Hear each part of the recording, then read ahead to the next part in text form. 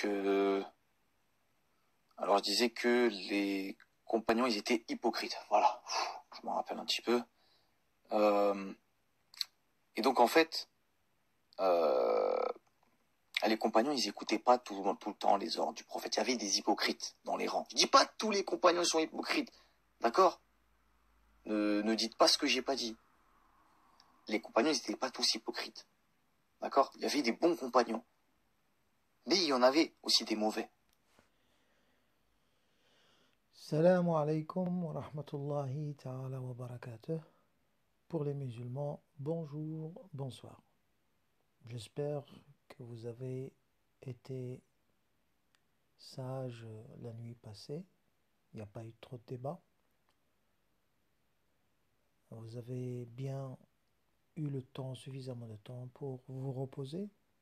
Et pourquoi pas faire une petite prière comme le sollicite le Saint-Coran. Alors, continuons avec notre charmant et gentil frère MK, qui dit que il y avait entre les compagnons des bons et des mauvais. Tout à fait, il a tout à fait raison. Comme d'ailleurs dans chaque période, il y a des mauvais comme il y a des bons. Il y a même des très très bonnes personnes. Alors il y a des hypocrites, oui, qui ont toujours comploté, comme il y en aura toujours. Ce qui est intéressant, il dit il y a des bons. Je pose la question aux coranistes et aux pseudo-coranistes et aux négateurs, et MK qui les défend. Et alors, les bons, ils n'ont pas prononcé des belles choses, des belles phrases, parce que quand je vous entends parler, les frères, et certainement en dehors du circuit musulman, il y a des gens qui ont prononcé des sagesses, des propos, des expressions, des proverbes, des phrases qui sont des recommandations, qui sont des conseils, qui sont des belles choses. Et l'histoire, grâce au témoignage de leurs proches, de leurs amis, eh ben, ces belles paroles ont été transmises de génération en génération. Alors, quand vous généralisez et vous dites que tout est mauvais, tout est au bac, tout est dans la poubelle, il ne faut rien prendre, enfin, ce qui n'est pas ton cas, le frère MK, mais ceux que tu défends, ils ont quand même une drôle d'idée. Ils veulent rien savoir de témoignage. Aucun témoignage, aucune parole. C'est comme si, par exemple, un pseudo-avocat va venir et il va dire au juge, ben, j'ai pas besoin des témoins. Pourquoi? Parce que les témoins, ils font partie de l'histoire passée. Et comme moi, je ne crois pas à l'histoire, je veux rien savoir, ben, tout simplement, ils ne seront pas pris en compte, les témoins. Le juge va prendre ce pseudo-avocat, cet abruti de fou. Il va l'expulser, il va même lui enlever sa carte d'avocat. Il va le railler carrément. Donc c'est insensé. Et une petite quenelle, comme dirait Dieudonne Balambala. Dites-moi un peu, les pseudo-coranistes, parmi vous, il y a des personnes bac plus 40, plus 60, qui ne prennent pas en compte l'histoire. Mais alors, tout ce que vous dites, tout ce que vous avez dit, ça fait 1 an, 2 ans, 3 ans, c'est du passé, donc on ne peut pas vous prendre au sérieux. Tout ce que vous avez raconté comme blablatage, comme live, comme vidéo montée de toutes pièces, et vous vous êtes cassé la tête à faire des vidéos durant le confinement, après le confinement, la semaine passée, c'est du passé là. Hé, vous là, les pseudo-coranistes, qui ne prennent pas au sérieux l'histoire. Donc l'histoire égale passé. Donc vous avez une histoire, vous avez un passé. Donc il n'y a rien qui tient. Donc franchement, ça sort de la tête ce que vous racontez. Donc Soit vous avez changé de dealer, vous consommez plus, vous vivez dans le monde des mangas, vous vivez dans le monde des jeux télévisés, la PlayStation, tout ce qui va avec. Et le Coran, c'est pas ça. La vie de tous les jours, c'est pas ça. Donc voilà. Oui, il y a des bons compagnons, il y avait des bons compagnons, il y avait des mauvais là-dedans. Donc moi, je persiste et j'insiste sur le fait que sur le frère pardon, MK, il doit prendre en compte les témoignages et les narrations rapportées par les bons. Allez, on va dire 1000 compagnons bons, non? On va dire 500, 200, 100, 10, 2, même pas un. C'est insensé.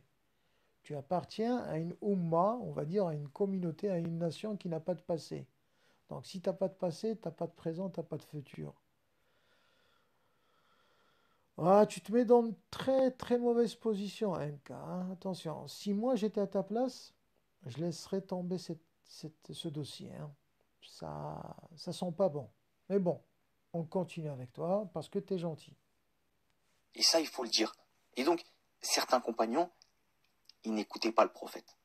Ils n'écoutaient pas. Si tu prends juste Talha, par exemple, c'est connu, il y a un hadith connu sur Talha. Il draguait la femme, je l'ai dit dans ma dernière vidéo. Ils sont venus en mode, ouais, tu traites Aïcha. J'ai même pas traité Aïcha. J'ai juste fait comprendre une parole, c'est elle-même qui te dit, je suis pas ta mère. Il y a une femme qui est venue la voir et qui lui a dit, oh, oh, oh, mère. Aïcha lui a dit, je ne suis pas ta mère. Je suis la mère des hommes. En gros, je suis interdite aux hommes. C'est ça que ça veut dire. Pourquoi? Parce que c'est Talha. Il manquait de respect au prophète Mohammed. Il disait, le prophète, il pique nos femmes. Une petite recommandation, MK. Si tu continues on va dire, à faire sortir ce genre de dossier, tu vas être taxé de chiite. Mais bon, ce n'est pas grave, c'est la vérité. Ce que tu racontes est vrai, hein, c'est vrai. Mais moi, ce que j'essaye de comprendre, c'est le lien entre tes histoires et le titre de ta vidéo. Jusqu'à maintenant, tu n'as pas prouvé comme quoi les négateurs, les pseudo-coranistes, ce sont des soumis à Allah. Ce sont des vrais croyants. Ça veut dire ils tiennent en considération tout le Coran, pas qu'une partie du Coran et encore une toute petite partie du Coran. Le Coran, dans son entièreté, il demande à ce qu'on obéisse au prophète. Après, Allah, gloire à lui. Mais tes amis, les négateurs pseudo-coranistes, négligent le Saint-Coran. Tu dois comprendre ceci.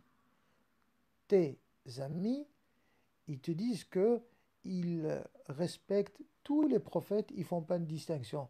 Ça, c'est une douille, c'est un mensonge.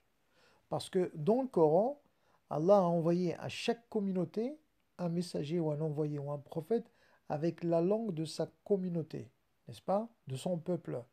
Ça veut dire quoi? Ça veut dire chaque peuple avait un prophète, un envoyé ou un messager. Donc, vous, enfin, pas toi, je veux dire les pseudo-coranistes, ils doivent s'engager à déclarer, sans avoir honte bien entendu, mais bon, ils ne le feront pas parce qu'ils sont tellement arrogants, hein, et qu'ils répètent bêtement ce que leurs prédécesseurs pseudo-coranistes ont dit. Ça veut dire qu'il ne faut pas prendre en considération le prophète, parce que si vous le prenez, vous allez comprendre davantage le Coran et vous serez obligé de mettre en pratique ce qu'Allah vous demande. Or, ces pseudo-coranistes, lorsqu'ils laissent le Coran comme ils veulent, ça veut dire ils le veulent traduit à leur manière, chacun va de son coup de violon, donc cette loi coranique, elle ne sera jamais appliquée. C'est ça l'astuce. C'est se rebeller contre, se révolter contre la parole d'Allah en repoussant le prophète tout simplement. Donc j'espère que tu as compris ce point. Je prends une partie du verset. En vérité, il est une guidée et une guérison pour les poitrines.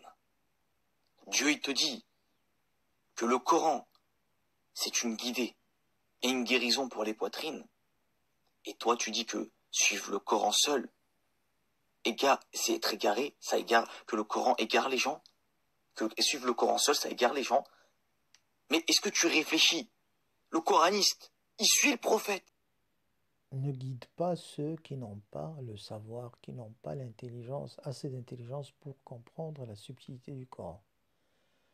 Lorsqu'Allah, dans plusieurs versets, il dit « La'allakum ta'qilun » ou « La'allakum tadhakkarun » peut-être, il dit peut-être, raisonneront-ils, raisonnerez-vous. Il ne dit pas vous serez capable de le faire, peut-être. Il y a un peut-être. Quand Allah il dit Hudan lil muttaqin par exemple, une guidée pour les pieux, il faut d'abord chercher, trouver les pieux. C'est une guérison pour les pieux. D'abord, il faut avoir la piété pour recevoir cette guérison, cette guidée. Je te donne un exemple, frère MK, s'il te plaît. Tu as du lait ou tu as de l'eau pure, propre. Avant de verser cette eau qui est pure, n'est-ce pas? Tu dois avoir un récipient. Ce récipient, il doit être propre pour ne pas tout simplement salir l'eau que tu vas verser dans ce récipient. Ah ben, le Coran d'Allah, gloire à lui, c'est un médicament, certainement. Mais d'abord, tu dois trouver ce récipient. C'est pour cela quand Allah il dit que ce Coran a été révélé sur le cœur de Mohammed. Lisez le Coran. Et encore une fois, je me répète, et je suis obligé de vous répéter cet exemple. À chaque fois que le prophète recevait la révélation, il était dans tous ses états. Lisez le Coran. Il ne suffit pas de dire « je suis un coraniste », comme la plupart des musulmans, et je te l'accorde, parce que vous n'avez pas encore une fois, vous n'avez pas inventé cet argument.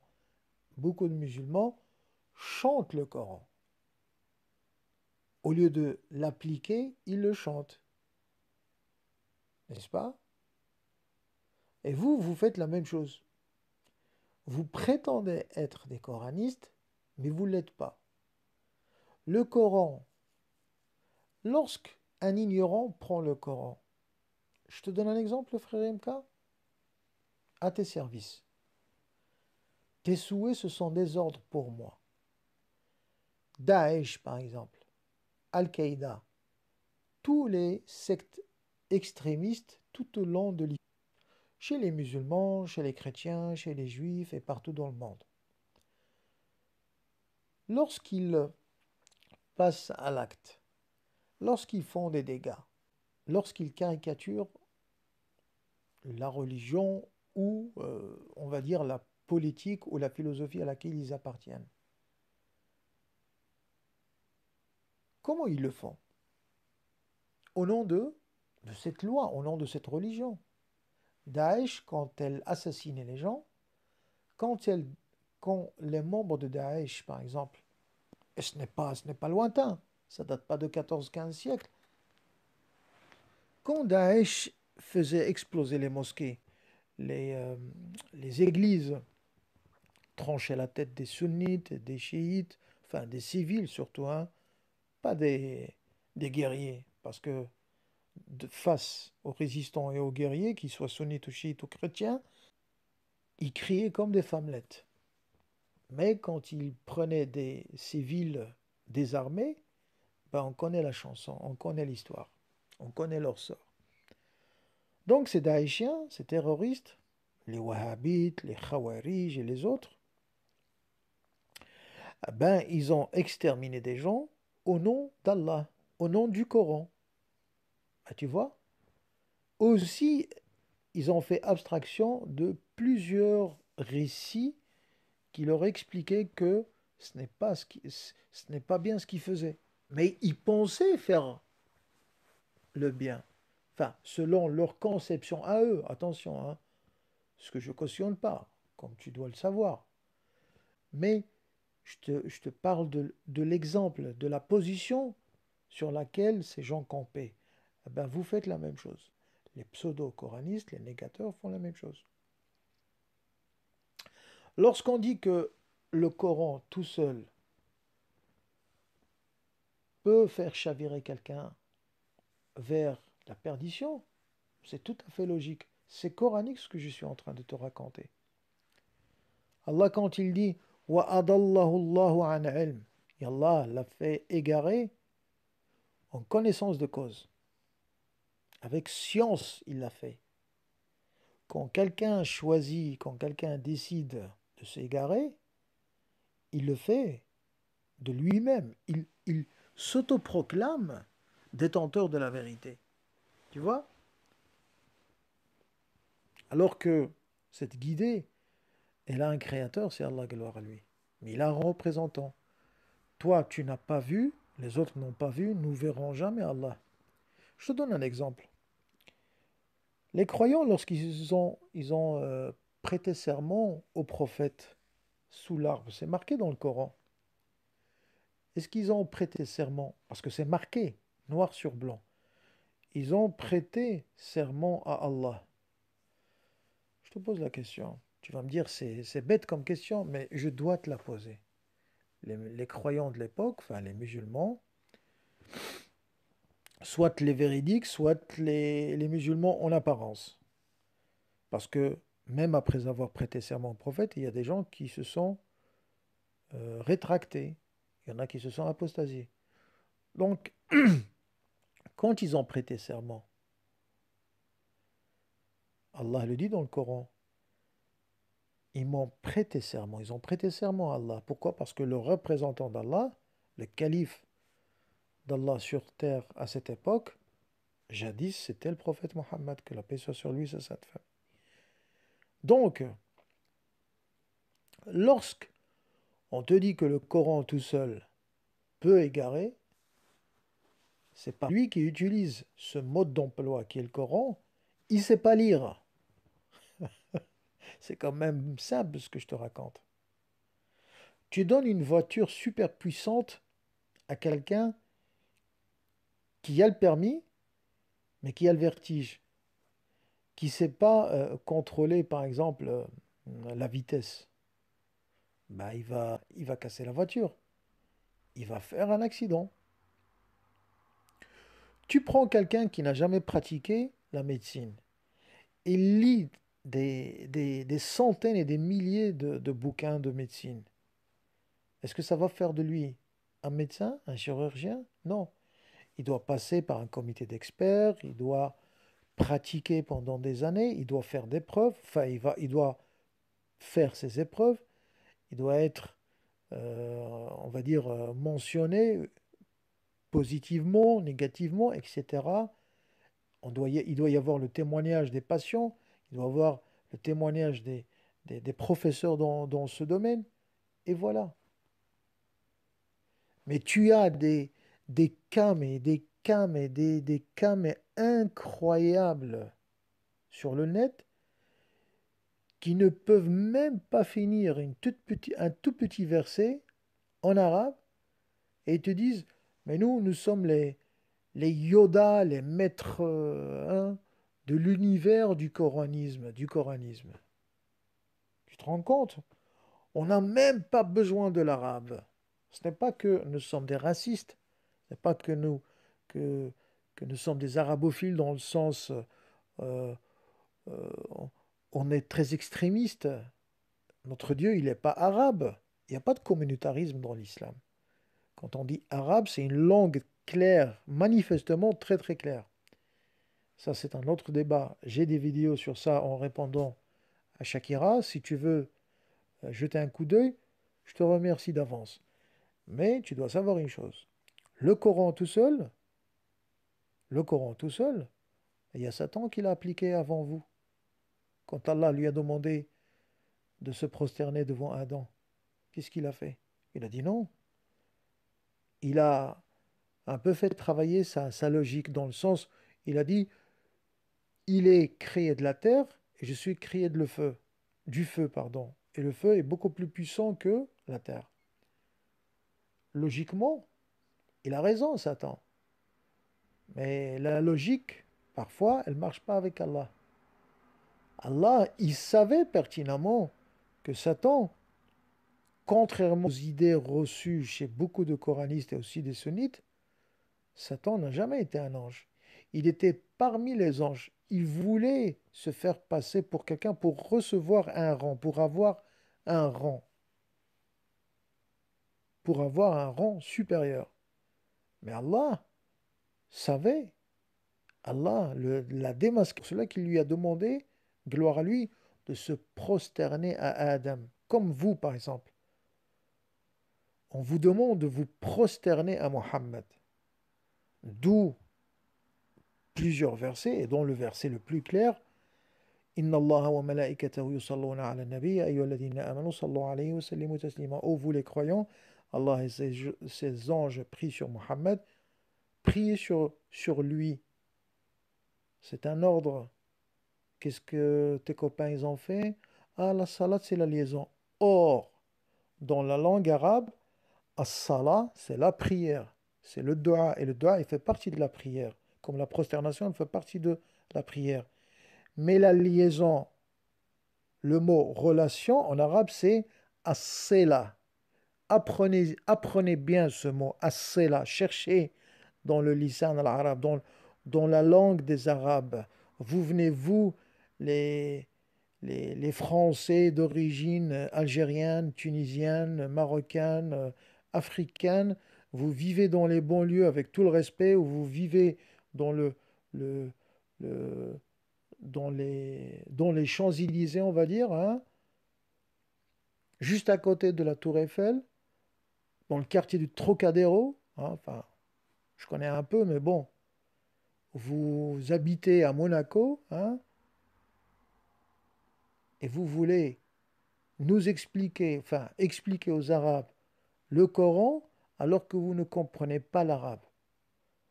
Vous n'avez même pas le courage de finir une surah tout entière, phonétiquement correctement bien prononcée. Qui se fout de la gueule de l'autre, j'ai envie de dire, avec tout le respect que je vous dois. Encore une fois, je vous pose la question. Laissons le Coran à part.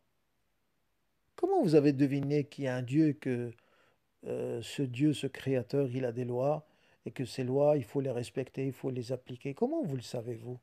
Comment vous avez fait comment? Avant de parler du Coran qui est venu après l'existence d'Allah, parlons-en d'Allah. Qu'est-ce que vous connaissez d'Allah? J'aimerais bien entendre un coraniste, un pseudo-coraniste, nous parler du monothéisme. Vous, vous, vous allez chercher que dans les sujets polémiques.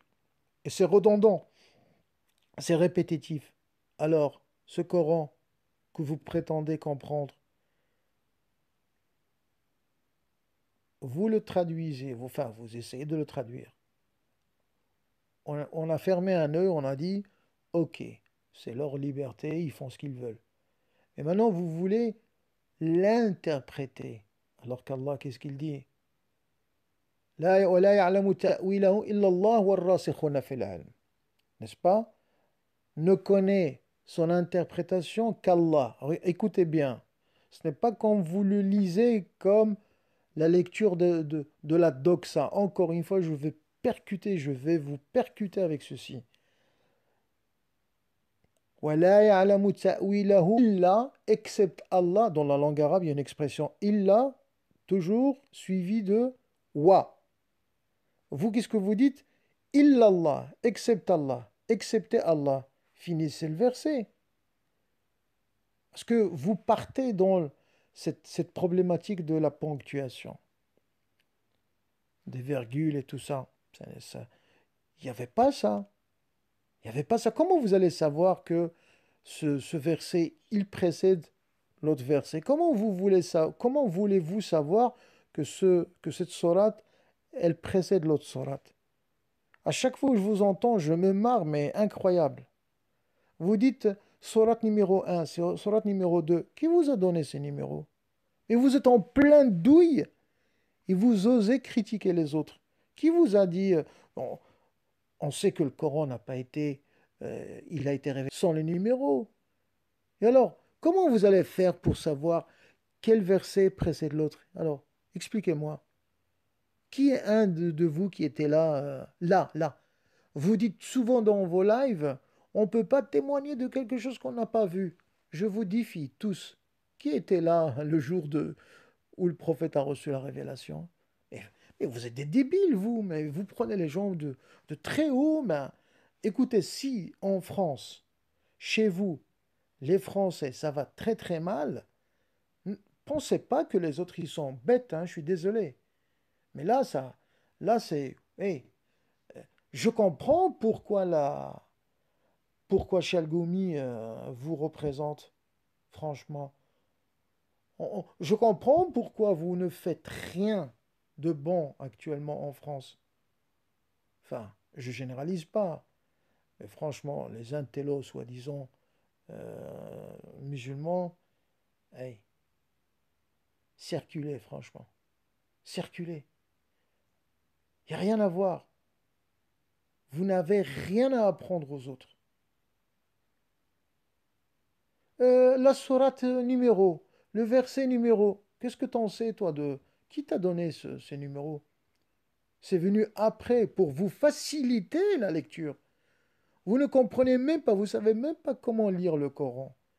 Et les gens qui sont venus après, ils ont compris que il y a des Arabes, comme il y a des nouveaux convertis, qui ont des difficultés à lire les lettres. Donc, ils ont inventé hein, l'orthographe, ils ont enrichi cette langue incroyable. La langue arabe, contrairement à d'autres langues, elle a la capacité d'accueillir les mots d'autres langues et de les, on va dire, de les arabiser en fait.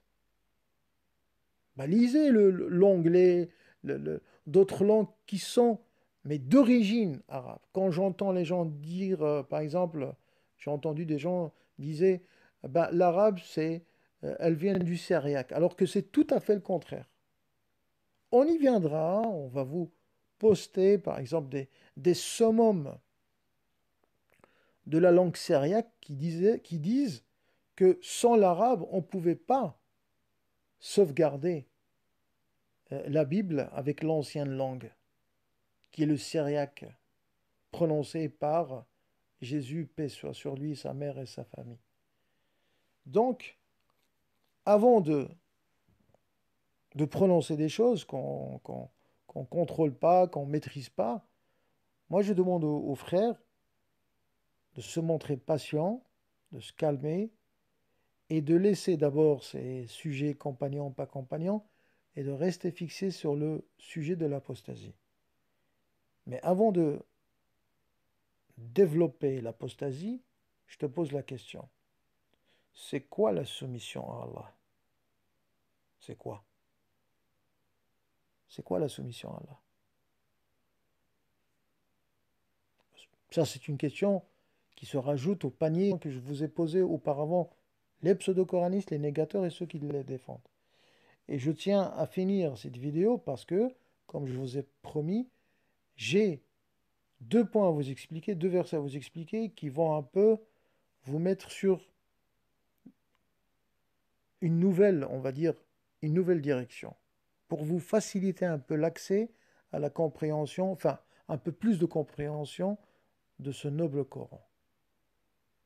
Le coraniste, il suit le prophète. Il sait que le prophète Mohammed est un prophète.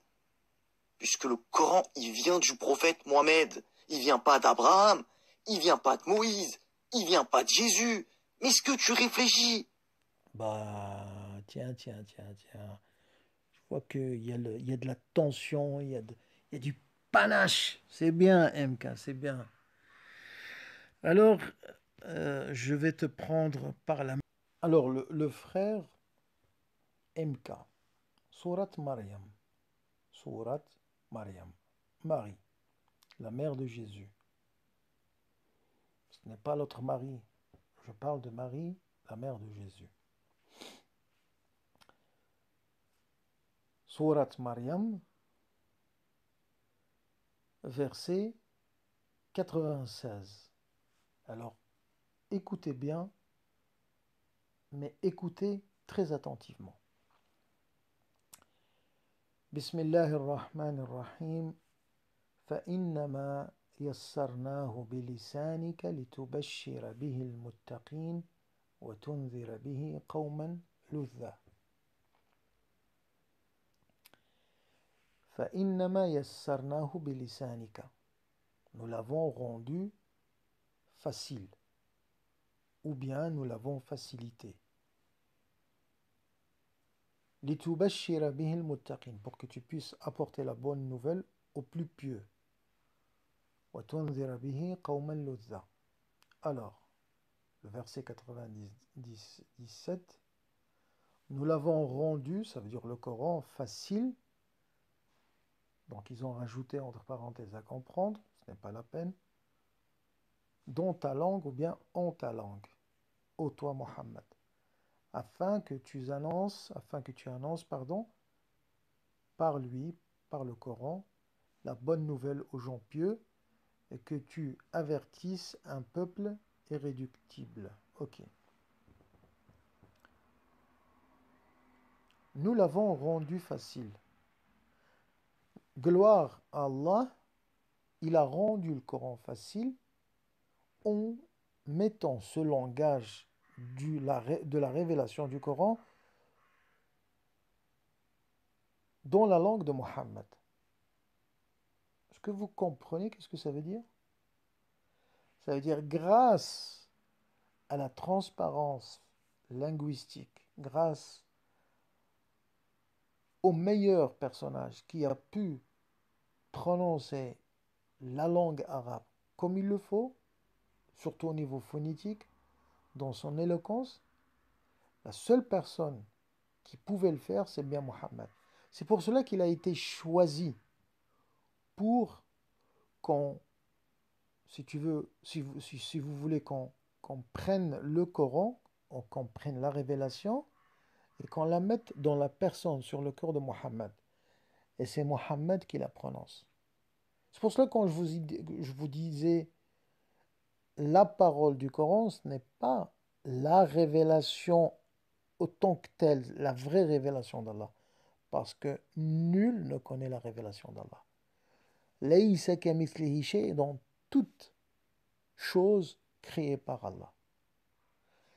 Jusqu'à maintenant, je sais, peut-être il y en a qui vont rire, mais beaucoup, ils ont les oreilles pas sciées. Non, non, non, non. Les jambes tranchées. Je ne suis pas un daïchien, mais vous tombez de très très haut. Je ne suis pas arrogant. Vous n'avez jamais entendu parler de ça. Pourquoi? Parce que votre lecture, elle est limitée. Vous voyez? Vous croyez avoir découvert la douille ou les douilles. Et vous êtes en plein dedans, je vous dis. Encore un autre verset. Surat ad-Dukhan, la fumée. Allah, qu'est-ce qu'il dit? Dans le verset 58. فإنما يسرناه بلسانك لعلهم يتذكرون. فإنما أداة حصر باللغة العربية. فإنما certes, exceptionnellement, toi, exceptionnellement ou uniquement, yassarnahu, nous l'avons rendu facile, bilisanika, grâce à ta langue, à toi Muhammad. La'allahum, peut-être, yatadhakkarun, ce n'est pas pour qu'ils se rappellent, peut-être se rappelleront-ils. Je vous prends la traduction, enfin, plus ou moins. Nous l'avons facilité dans ta langue qu'afin qu'ils se rappellent. Peut-être ils se rappelleront. Peut-être, je dis bien peut-être. Allahumma salli ala Muhammad wa ali Muhammad. L'accessibilité à la compréhension du Coran pour s'introduire dans le Coran, ce n'est pas donné à tout le monde. S'introduire dans la parole d'Allah est une action qui est conditionnée. Conditionnée. Ce n'est pas avec une bouteille de de Johnny Walker qu'on va comprendre le Coran. Et vous entendez les dégâts qu'un connard, un imbécile, un abruti, lorsqu'il il transforme, mais il a complètement travesti des versets, mais incroyablement.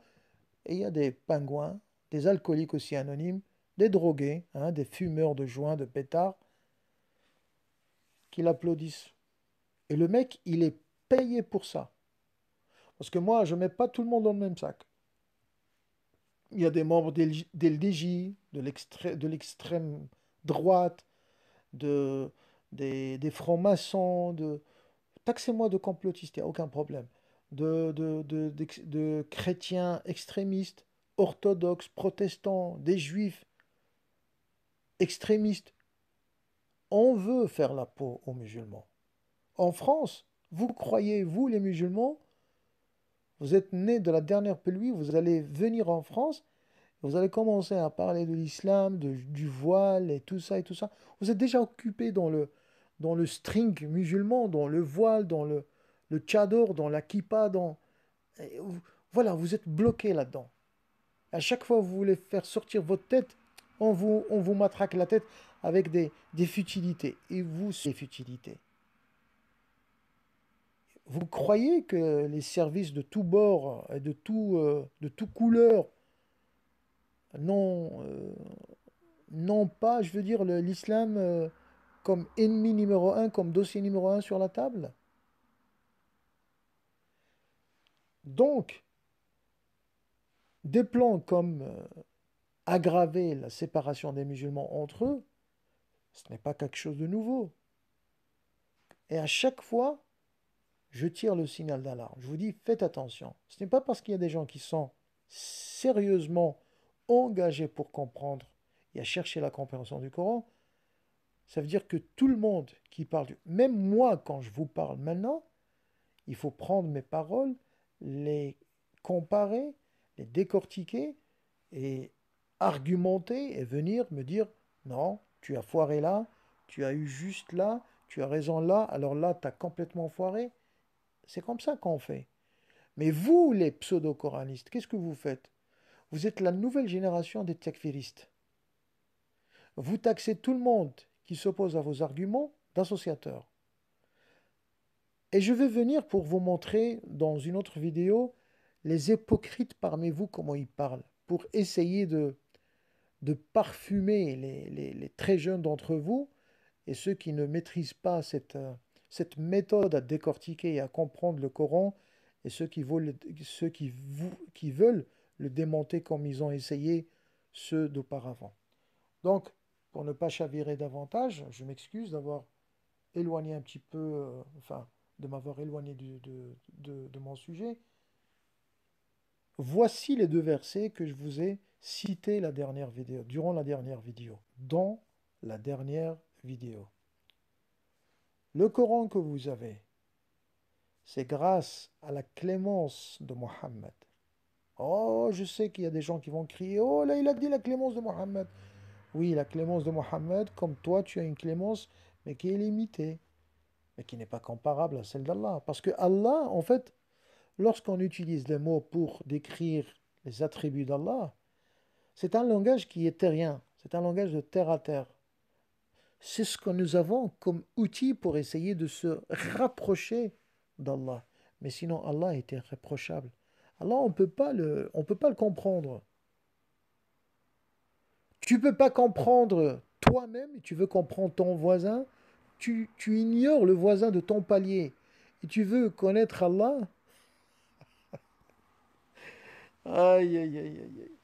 C'est là qu'on déduit qu'on est très très faible, qu'on est tout petit, et on la ferme, et on sait qu'est-ce que c'est l'humilité, qu'est-ce que c'est la modestie. Et à chaque fois qu'on apprend des choses, lorsqu'on apprend des choses, lorsqu'on apprend des nouvelles choses, on parle moins. Mais lorsqu'on est obligé de parler, quand on a le devoir de parler, si vous ne parlez pas, vous avez commis un péché. Et je suis désolé d'avoir trop parlé ce matin. Je vous laisse dans la protection d'Allah en souhaitant vous revoir très prochainement. Wassalamu alaikum wa rahmatullahi wa barakatuh. Merci de m'avoir écouté. À très bientôt.